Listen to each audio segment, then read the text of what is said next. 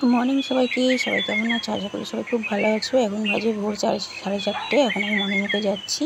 তো দেখো কত দুর্গাপুর মর্নিং ওয়াক সারবো, এসে তোমাদের সাথে দেখা হবে। চলো তোমরা ভিডিওটা দেখতে থাকো। দেখো বন্ধুরা, আমি মর্নিং ওয়াক থেকে চলে এসেছি। এবার আমি সান সারবো। সান সেরে গোপাল সোনার জন্য মালা গেঁথে গোপাল সোনাকে সুন্দর করে সাজিয়ে পুজো দেবো। তোমরা ভিডিওটা দেখতে থাকো, দেখো খুবই ভালো লাগবে।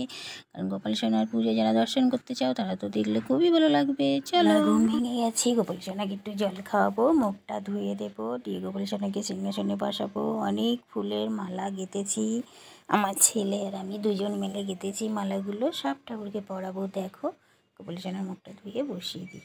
দেখেছো কত মালা গেঁথেছি? একটু আরতি সেরে নিই। আমার ছেলেও গেঁথেছে, আমিও গেঁথেছি। সব ঠাকুরকে একটা করে মালা পরিয়ে দিয়েছি। কেমন লাগছে আমার গোপাল সোনাকে? দেখো তো বন্ধুরা, মিষ্টি কিউট গোপাল।